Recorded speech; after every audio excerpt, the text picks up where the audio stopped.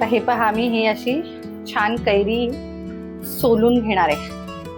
हा दुसरा पण आंबा मी असाच वरचा भाग देठाकडचा काढून घेतलाय.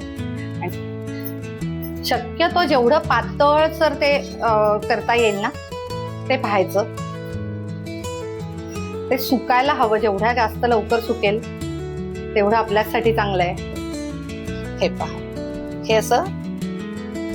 आणि ही प्रोसेस आपल्याला जवळजवळ 3-4 दिवस तरी करायची.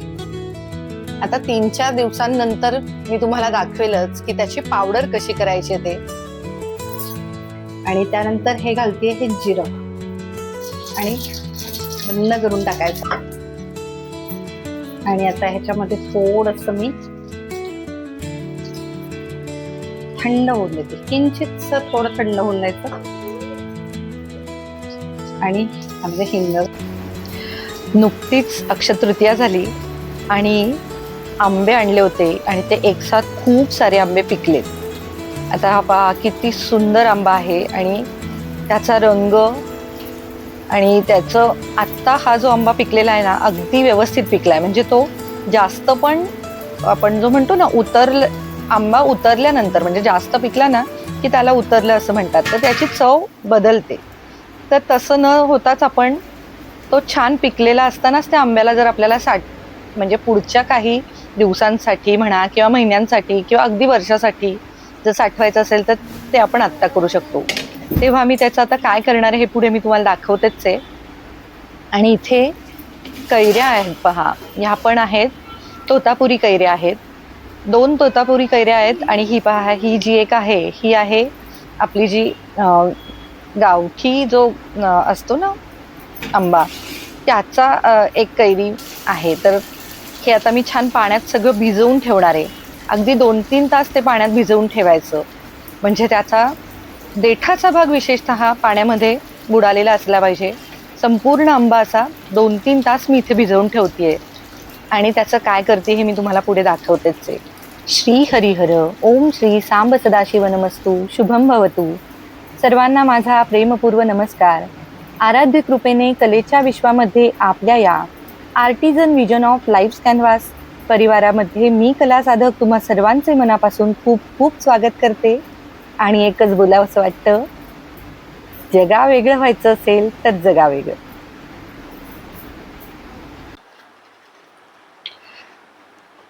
हे पहा, हे मगाशी मी जे आंबे पाण्यामध्ये घालून ठेवले होते ते छान मी 2-3 तास पाण्यामध्ये सोडून दिले होते की आता ह्या पाण्यामध्ये ठेवल्यानंतर आपल्याला ते बाधत नाहीत.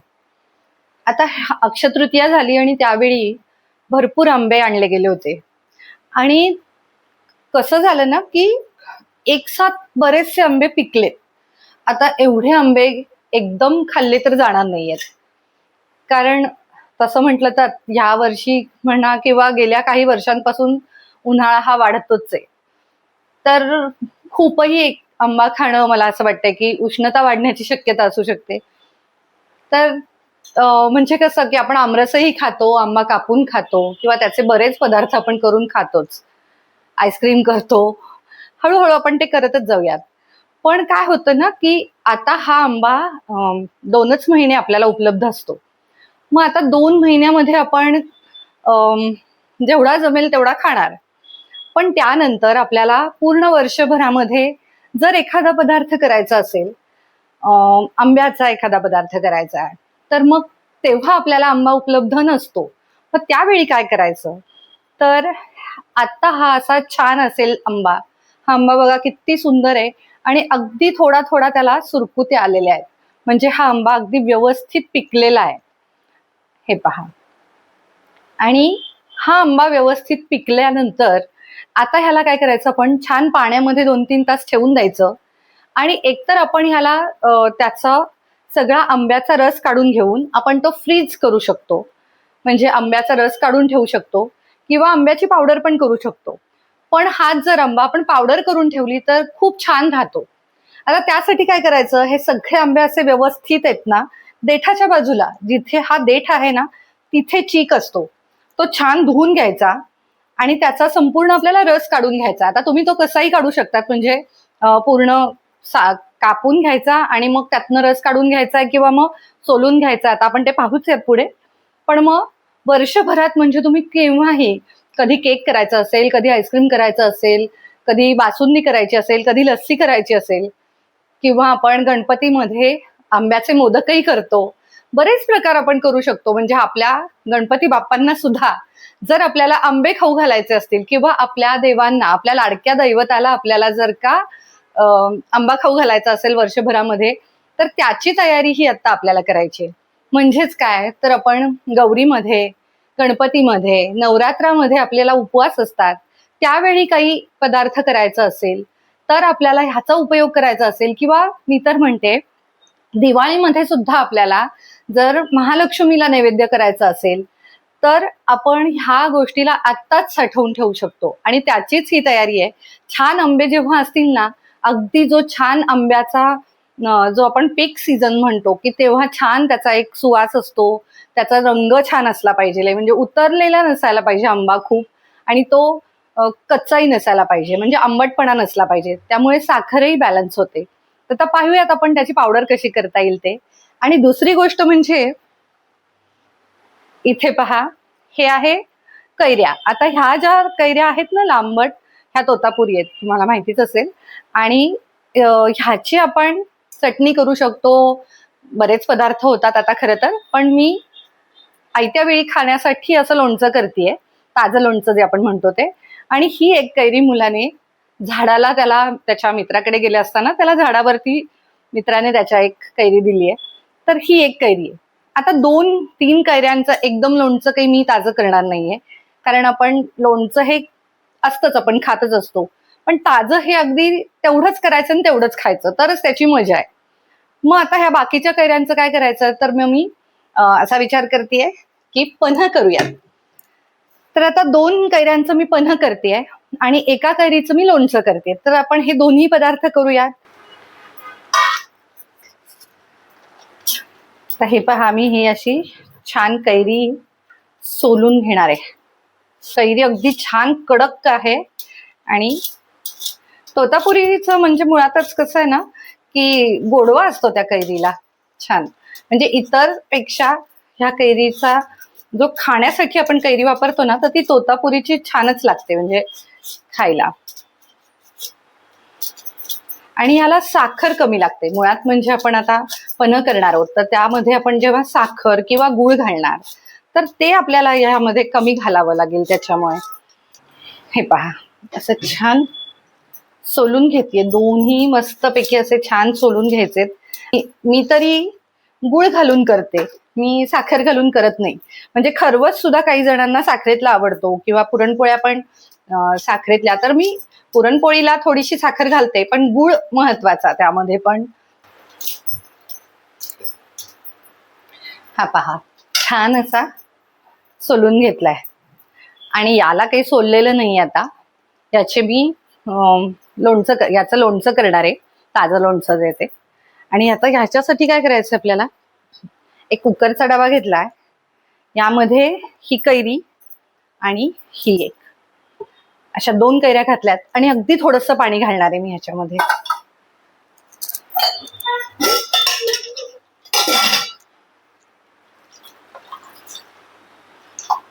आणि हे आता आपल्याला कुकरला लावून घ्यायचंय. आता काही जण ह्या सालाची सुद्धा चटणी करतात बरं का. आता पाहूयात, जमलं तर तेही करू. यामध्ये आता आजचा तांदूळ म्हणजे भातासाठीचा एक डबा, आणि ह्या कैऱ्या वरती ठेवायच्या.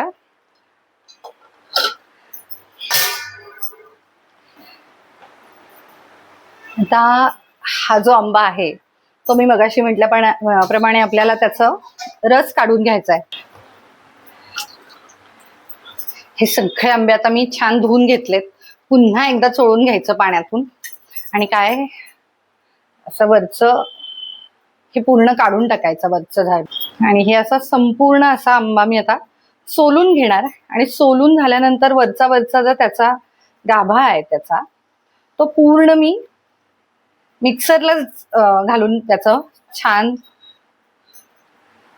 सगळा आंब्याचा रस काढून घेणार आहे.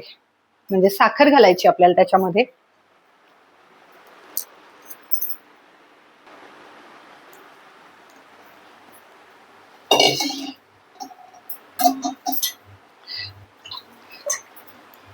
आता हा दुसरा पण आंबा मी असाच वरचा भाग देठाकडचा काढून घेतलाय आणि असा पूर्ण तो भाग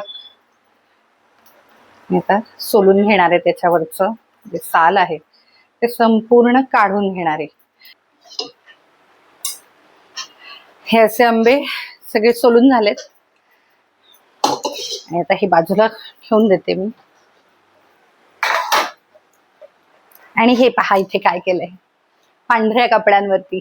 विशेष म्हणजे आंब्याचा डाग कसा घालवायचा हा पुढचा व्हिडिओ करण्यासाठी हे नवीन. ह्या सगळ्याच आपल्याला असं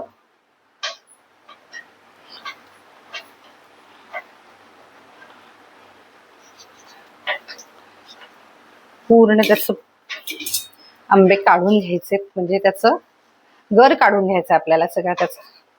आणि जी आपण कैरी उकडायला टाकली होती ती पण उकडून होतीये. आणि दुसरीकडे हे पहा मी असं आंब्याचं पूर्ण हे काढून घेतलं. अजून त्याचं निघालेलं नाही. आपण थोडंसं त्याला दाबून साफ करणार आहोत, म्हणजे त्याची कोय बाजूला काढणार आहोत. आपण कोय किंवा बाठा म्हणतो तर ते काढणार आहोत. आणि हे आता असे सगळ्याचं मी काढून घेते आणि मग मी तुम्हाला दाखवते. हे पहा असं सुरीने ना सगळं मी काढून घेतलंय. आणि हे जे असे त्याचे कोय जे म्हणतो आपण किंवा बाठा जो म्हणतो तो आपण पूर्ण असं हाताने स्वच्छ करून घ्यायचं. आता ही प्रोसेस मला तर आवडत नाही पण करतेय कारण वाया नाही घालवायचं आपल्याला. आता हा पहा एवढा आंब्याचा जो गाभा निघालाय त्याचा तो आता आपल्याला सगळा मिक्सरला लावून घ्यायचा आहे. आणि आता मी इथे तो मिक्सरला लावून घेतेय. हे पहा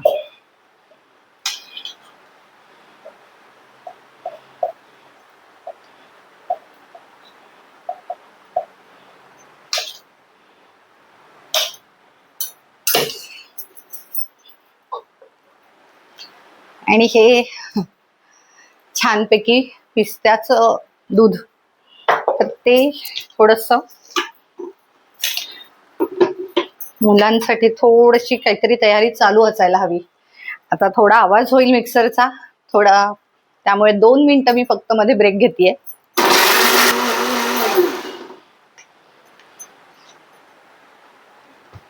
मी हे काढून घेते जरा. दोनदा करून हे लावायला लागणार आहे आपल्याला आता. आणि आता हे झालेलं जे आहे ना की मी यामध्ये काढून घेतेय. छान पल्प बघा किती रंग सुंदर आहे त्याचा. आता काही जण ह्याच्यामध्ये रंग पण घालतात. मी काही रंग वगैरे काही घालणार नाहीये. आपल्याला ऐन वेळी जर वाटलं कुठल्या पदार्थामध्ये घालायचं आहे तर मग त्या पदार्थामध्ये घालायचा किंवा नाही घातला तरी चालेल. आपण केक वगैरे केला तर त्यामध्ये रंगाचं प्रमाण किंवा प्रत्येक ह्याच्यामध्ये रंगाचं प्रमाण सारखंच असतं असं नाहीये. मग आपल्याला आधीचा अंदाज येत नाही किंवा नंतरचा येत नाही आणि मग उगाचच त्याचं काहीतरी वेगळंच होत राहतं. तर तेव्हा रंग वगैरे की मी ह्याच्यामध्ये काही घालणार नाहीये किंवा इसेन्स वगैरे पण मी आपण जे घालतो ते काहीही न घालता फक्त आंबा आणि साखर दोनदा करून मी आता हे 6 आंबे घेतले होते. दोनदा करून मी मिक्सरला हे असे लावून घेतेय. लावून झाल्यानंतर आता पुढे काय करायचं हे मी दाखवते तुम्हाला. तोपर्यंत थोडस थांबूया. हा आपल्याला आहे ना मोजून घ्यायचा आहे. म्हणजे आता ह्या एकसारख्या 2 वाट्या घेतल्यात पहा. कधीच मी काय करते की एकाच वाटीने आपण प्रमाण घ्यायचं असतं कोणत्याही. म्हणजे तुम्ही एखादी वाटी घेतली तर वाटीने, पेला घेतला तर पेल्याने किंवा एखादं बाउल घेतलं तर जे घेऊ त्यानेच. पण मग काय होतं ना ते ओलं झालं की परत जर आपण सुक्यासाठी जर आपल्याला ते वापरायचं असेल तर मग खूप त्रासदायक होतं. किंवा मग मेजरिंग कप्स येतात ते वापरावेत. पण त्याचंही काय होतं की आपल्याकडे एकच सेट असतो आणि मग तो आपण एकदा का ओला केला की पुन्हा आपल्याला त्याने मोजून घेणार. मग ते सगळं आधी सेट करून घ्यायचं आणि मग करायचं वगैरे असं. तर मी 2 वाट्या घेतल्यात एकसारख्या आकाराच्या की एकाने मी आंबा जो आपण आता पल्प केलाय त्याचा किंवा रस काढलाय तर ते मोजणार आहे आणि दुसऱ्या याने मी साखर मोजून घेणार आहे. तर आता पहा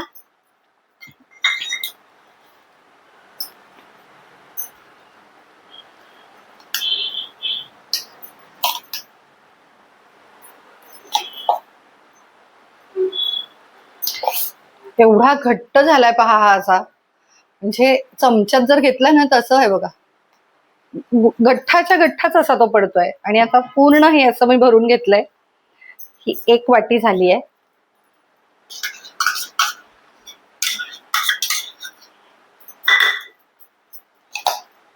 पुन्हा मी आता ही दुसऱ्या वाटीने मोजून म्हणजे त्याच वाटीने, पण ही 2 वाटी झालंय.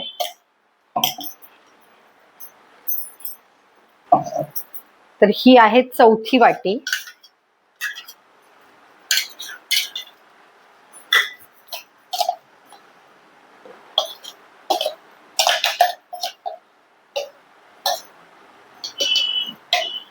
आणि ही आहे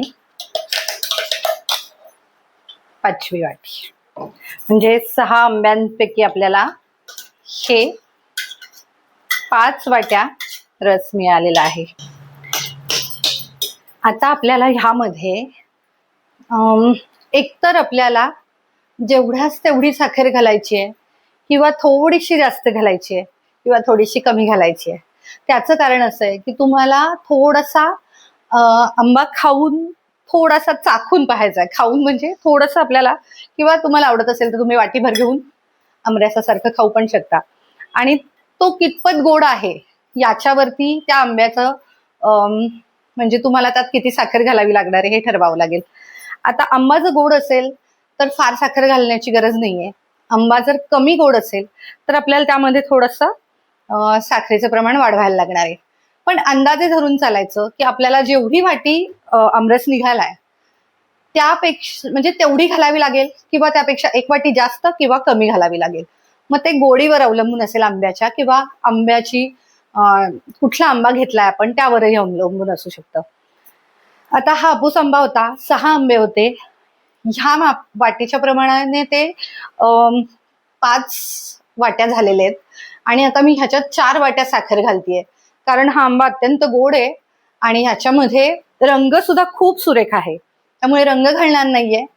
ह्यामध्ये आपल्याला पाणी, दूध कशाचाही वापर करायचा नाहीये. आणि साखर घातलीये म्हणजे ते साखर ही प्रिझर्वेटिव्हचं पण काम करणार आहे. म्हणजे ह्याच्यात आपल्याला इतर काही प्रिझर्वेशनसाठी काही घालायची गरज पडत नाही. आता मी ह्याच्यात साखर घालून घेतेय. आता हा माझा साखरेचा डबा आणि मी आतूनच काढून घालतेय. ही 1 वाटी, ही 2री वाटी आणि ही 3री वाटी. थोडस मिसळून बघतेय मी की त्याचं कसं हे होतंय. आणि हे मी करायला एकतर आपण, मला असं वाटतं की उन्हाच्या आधी घ्यायचं, किंवा थोडंसं ऊन उतरल्यावर घ्यायचं. मी हे आता जवळजवळ संध्याकाळनंतरच करतेय. म्हणजे एकीकडे स्वयंपाकही चालू आहे आणि दुसरीकडे हे चालू आहे. तर आपल्याला तशी सवय असतेच, म्हणजे नाही का, इतर गोष्टी उन्हात केलं ना की आणखीन हे पाघळण्याची शक्यता असते. तर आता पहा, मला असं वाटतंय की अजून 1 वाटी साखर घालायला काही हरकत नाही. म्हणजे मी 4 वाट्या साखर घातलेली आहे ह्याच्यामध्ये. म्हणजे गोड आंबा जरी असला तरी सुद्धा 4 वाट्या मी साखर यामध्ये घालून घेतलीये. आणि आता ह्याला काय करायचं आपल्याला, छान असा ताट घ्यायची, त्या ताटामध्ये पसरवायचं हे सगळं. आणि पसरवून झाल्यानंतर ते आपल्याला रात्रभर, म्हणजे मी आता हे संध्याकाळी करतेय, तुम्ही जर का सकाळी केलं असेल तर तुम्हाला दिवसभर ते बाजूला फॅन खाली ठेवून द्यायचं. हे उन्हात ठेवायचं नाही आपल्याला, हे फॅन खालीच सुकवायचंय. आणि शक्यतो संध्याकाळी करायचं, कारण तेच की उन्हाचं त्याच्यावरती जे पाघळेल आपण साखर नाही का आपण ठेवली तर उन्हाची ती पाघळू शकते. तर आपल्याला हे रात्री फॅन खाली ठेवून द्यायचंय, म्हणजे 1 रात्र ते फॅन खाली छान सुकेल. हे पहा, असे मोठी ताटं असतात ना आपल्या इथे, ती घेतली आणि ही खोलगट आहेत.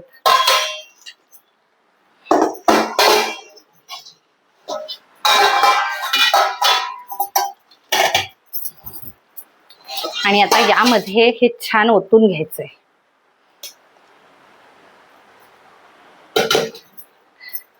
शक्यतो जेवढं पातळ सर ते करता येईल ना ते पाहायचं. ते सुकायला हवं, जेवढ्या जास्त लवकर सुकेल तेवढं आपल्यासाठी चांगलं आहे. अशीच आंबापोळी पण आपण करू शकतो. तुम्हाला आठवतच असेल, आपण आंबापोळी पण अशाच पद्धतीने करू शकतो. अजून एखाद्या ताटात घातलं तर मला वाटतंय चालू शकेल. पाहूयात आपण. मला वाटलं तर मग मी थोडंसं एका ताटामध्ये करून घेईल. आणि हे आता आपल्याला फॅनच्या खाली व्यवस्थित रात्रभर सुकायला ठेवायचंय. आता मी हे सुकायला ठेवतेय आणि उद्या दाखवते की ह्याचं काय झालंय ते. तर हे पहा, हे असे 2 ताटं मी सध्या भरली आहेत. पण मला थोड्या वेळाने वाटलं तर मी अजून एका ताटामध्ये हे ओतून फॅन खाली रात्रभर ठेवतेय. मी कैरी जी आहे, एक कैरी जी मी बाजूला ठेवून घेतली होती ती इथे कापून घेतलेली. आता कापताना काय मी वेगळं दाखवू. आणि आता इथे कुकरही झालेला आहे माझा. वा, मस्त. आणि आता ह्याच मी काय करते आधी पहा. हे पहा, हे असं आपण फक्त, काही जणांना गोड कमी आवडतं, काही जणांना जास्त आवडतं, किंवा काही जणांना गोड कमी खायचं असतं, काही पथ्य असू शकतात किंवा XYZ काही. तर त्या पद्धतीने आपण त्याच्यामध्ये गोडाचं प्रमाण करावं असं मला वाटतं. फार काही त्याच्यात पडू नये. पण उन्हाळ्यामध्ये म्हणजे ज्या ऋतूत जे येतं ते आपण खाऊन पिऊन त्या वयात त्या वेळी त्या गोष्टी कराव्यात. आणि ही अशी संपूर्ण कैरी मी, अजून गरम येते, थोडस मी ह्याला थंड होऊन देते तोपर्यंत. छान त्याला, म्हणजे मला आहे ना असं चोळावं पण लागणार नाहीये, इतकं छान आहे बघा. त्याची पल्प इतकं छान झालंय.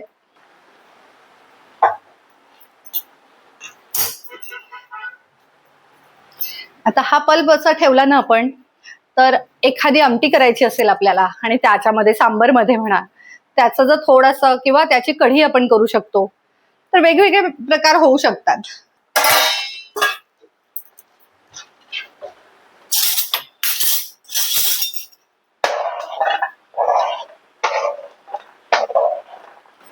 हे तडका पॅन आहे छोटस अगदी, कारण छोटीशीच फोडणी द्यायची, त्यामुळे फार काही त्याला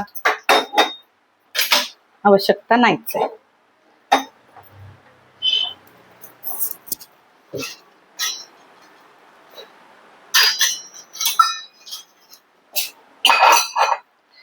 शक्यतो हे हलू नये म्हणून मी थोडस त्याला खाली, थोडा गॅस कमी करावा.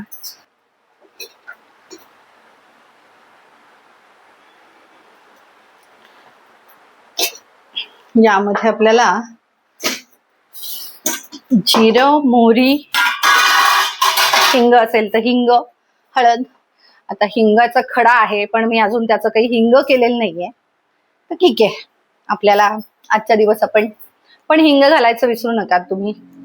मी खरं तर करू शकते हे, आपण करूयात. हे पहा, हे हिंगाचे खडे थोडेसे. मला ना ती पावडरचं हिंग नाही आवडत. थोडासा खडा हिंग आपण असा टेचून घेतला आणि त्याचा जो सुगंध येतो ना, किंवा त्याचा जो सुवास येतो हिंगाचा, जो ते छानच असतो.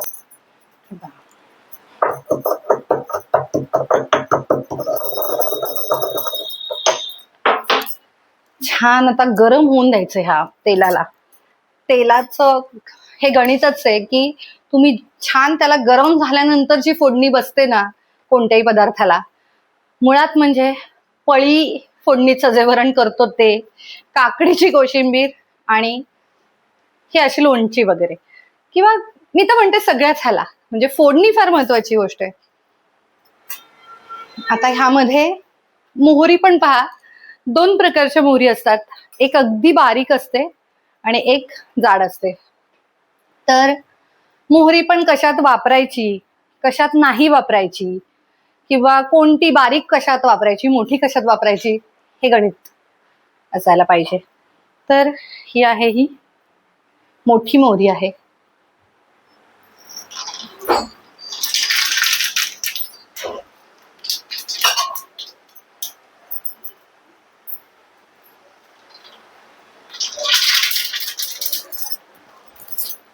आणि त्यानंतर हे घालते, हे जिरं, आणि बंद करून टाकायचं आहे.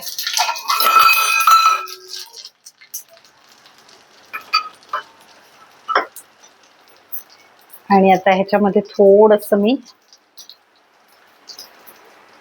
थंड होऊन देते, किंचितच थोडं थंड होऊन द्यायचं. आणि ह्यामध्ये हिंग घातलाय. आता उन्हाळा असल्यामुळे जरा ते थंड व्हायला वेळ लागणार आहे. फोडणी ही थंड झाल्यानंतर कोणत्याही पदार्थात घालायची.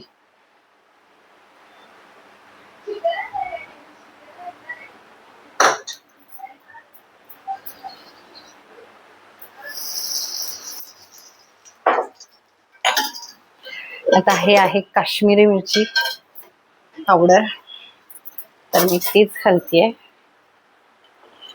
आणि इथे आहे हळद, तर हे घातलं लगेच हे घालायचं.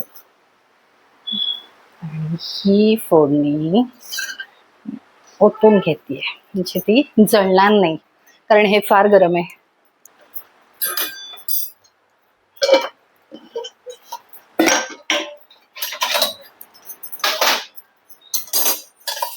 तर यामध्ये अजून आपल्याला घालायचं मीठ, तर हे मी मीठ घालून घेतीये. आणि काय घालायचंय तर गुळ.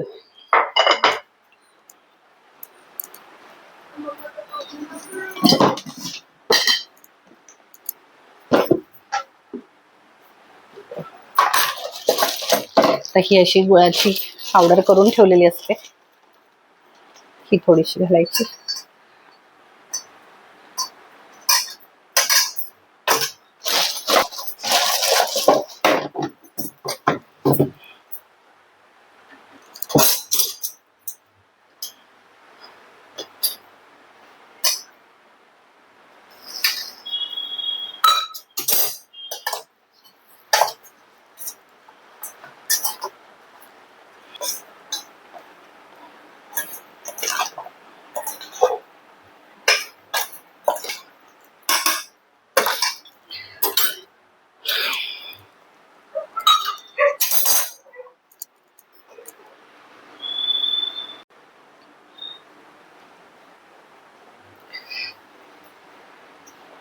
आता हे पन्ह जे आहे ते छान थंड झालेले आहे, म्हणजे आपण कैरीचं जे पल्प काढलंय ते.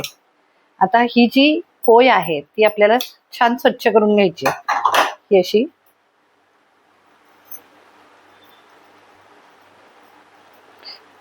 हातापेक्षा पण आहे ना, ह्या चमच्याने जास्त छान निघतं हे. हे पहा,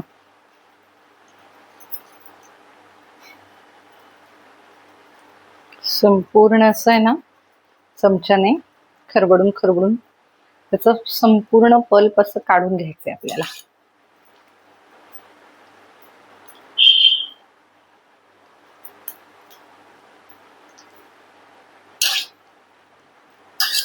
हे पहा, अजिबात आता ह्याला काही राहिलेलं नाहीये.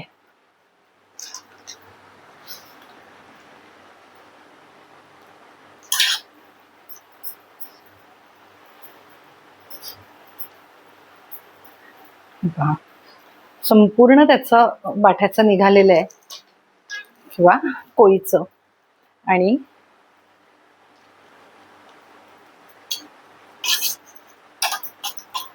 हा पल्प पहा किती सुरेख असा निघालेला आहे.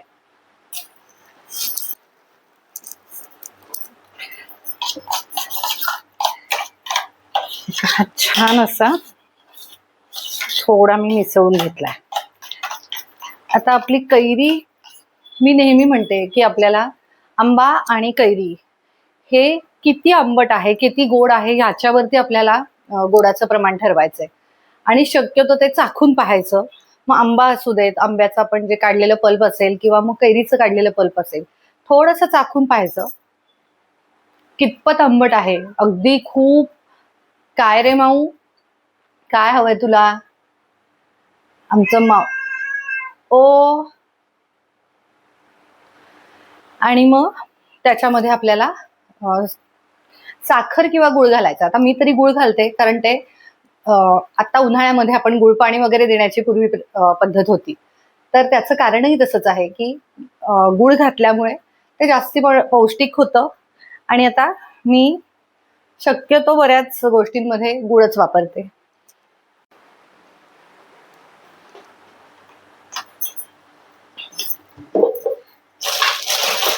आता याच्यामध्ये मी वाटी आहे माझ्याकडे. ह्या वाटीने ही 1 वाटी मी गुळ घालतेय. आता हे संपूर्ण मिसळून घ्यायचं आपल्याला छान. आणि गुळाने ना ह्याला रंग पण छान येतो, म्हणजे एक असा गोल्डन कलर जो आपण म्हणतो ना तसा. आणि ह्याच्यात थोडंसं केसर घालायचं आपल्याला. आता केसर घातलं की मग त्याचं आणखीनच चव छानच होते. आणि आता केशर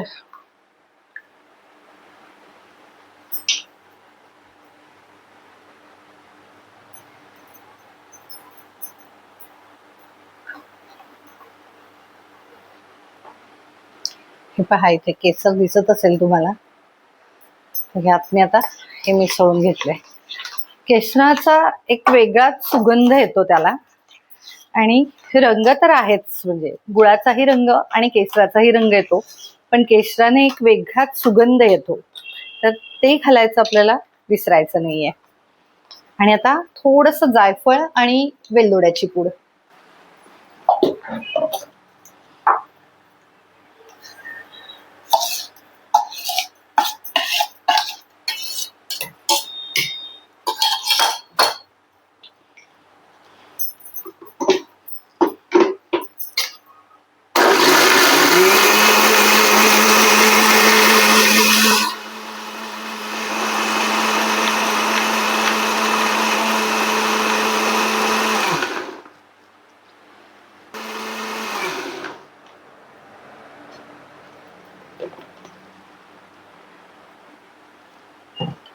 आता ही एक अशी बॉटल आहे छानशी, यामध्ये मी ते भरून ठेवणार आहे. आता रात्र झाली आहे आणि रात्रीतनं काही ते मी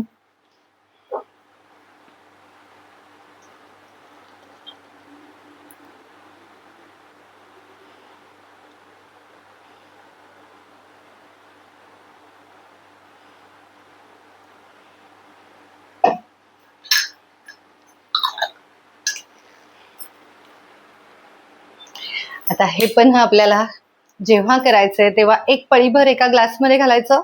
त्यामध्ये थंड पाणी घालायचं, शक्यतो माठातलं असायला हवं. पण जर कोणाला म्हणजे फ्रीज मधलं प्यायची सवय असेल तर फ्रीज मधलं थोडंसं पाणी घालून किंवा थोडासा बर्फाचे 2 खडे घालून ते घेऊ शकतो, पण शक्यतो माठातलं पाण्याचा वापर करायचा.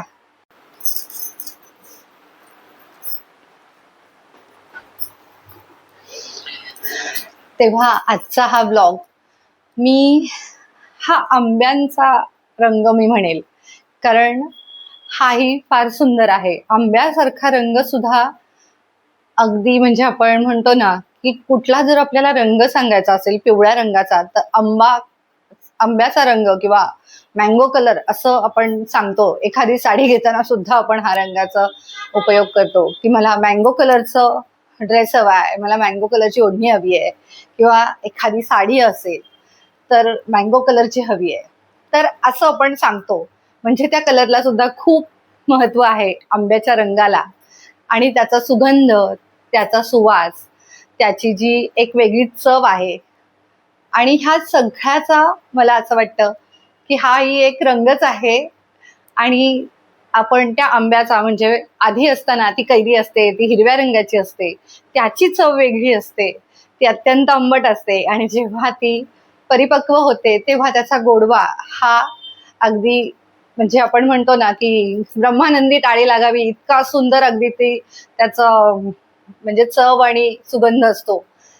तर हा जो बदल आहे, निसर्गातला बदल, ह्या अशा बदलासह आणि अशा सुंदर रंगासह मी आजच्या या ब्लॉगची इथेच सांगता करते आहे. आता हे पहा, हे जे आपण रात्री आंबा आणि साखर मिसळून जे 1-2 ताटामध्ये घालून ठेवलं होतं, हे रात्रभर मी असंच ठेवलंय. आणि आता पहा, हे अगदी असं केलं तरीही सांडत नाहीये. त्यामुळे आता हे आपल्याला काय करायचंय, तर एखादा चमचा वगैरे घ्यायचा. हा मी असा फोर्क घेतलाय आणि हे आपल्याला असं खरवडायचंय, म्हणजे ते एकाच जागी बसलं नाही पाहिजे, कारण आपल्याला ह्याची पावडर करायची, ह्याची पोळी नाही करायची. पोळी करायची असती तर आपण ते तसंच सेट करायला ठेवलं असतं, पण आपल्याला हे पहा, हे असं. आणि ही प्रोसेस आपल्याला जवळजवळ 3-4 दिवस तरी करायची. आता 3-4 दिवसांनंतर मी तुम्हाला दाखवेलच की त्याची पावडर कशी करायची ते. पण आता हा दुसरा दिवस आहे, तर मी तुम्हाला हे फक्त असं आपण काय करायचंय हे पुढचे 3-4 दिवस हे मी इथे तुम्हाला दाखवतेय. सगळ्या 2ही ताटांचं मी तसंच करून घेतलंय आणि मी 2च ताटांमध्ये हे ठेवलं होतं. अजून एका ताटात ठेवलं असतं तरी चाललं असतं, पण नंतर मला वाटलं काही आवश्यकता नाहीये तसं. हे पहा, आणि हे मी छान असं दुसऱ्या दिवशी सोडवून घेतलंय. म्हणजे त्याची आपण अशी हे ना सोडवून गाठी होऊन द्यायच्या नाहीयेत, जेवढं आपल्याला ते सोडवता येईल तेवढं सोडवायचं. तेव्हा आता मात्र या ब्लॉगची मी इथेच सांगता करते आणि ह्याची पावडर कशी बनवायची आहे ते मी तुम्हाला पुढच्या ब्लॉग मध्ये दाखवेल. नक्की पहा. आणि काल म्हटले होते खरं तर ब्लॉग संपवते, पण मला असं वाटलं की आपण हे दाखवून ब्लॉग संपवावा, तेव्हा मी या ब्लॉगची इथेच सांगता करते आहे. हा माझा प्रयत्न तुम्हाला कसा वाटतोय, हा माझा प्रयत्न तुम्हाला आवडला का, हे मला प्रतिक्रियेमध्ये नक्की सांगा. आणि वेगवेगळे भाग पाहण्यासाठी, वेगवेगळे विषय पाहण्यासाठी ही माझी युट्यूब वाहिनी अर्थात या artisan vision of life canvas या वाहिनीला हिला पसंती द्या, हिचा प्रसार करा आणि हिचं सभासद व्हा. अर्थात लाईक, शेअर आणि सबस्क्राईब करा आणि बेल आयकॉनवर क्लिक करायला अजिबात विसरू नका, म्हणजे नवीन भाग आला की तुम्हाला लगेच मिळेल. पुन्हा भेटूयात पुढच्या एका नवीन भागामध्ये अजून एका सुंदर अशा वेगळ्या रंगांची उधळण करण्यासाठी. तोपर्यंत सर्वांनी आपापल्या आयुष्यातही सुरेख रंग भरत राहा. धन्यवाद.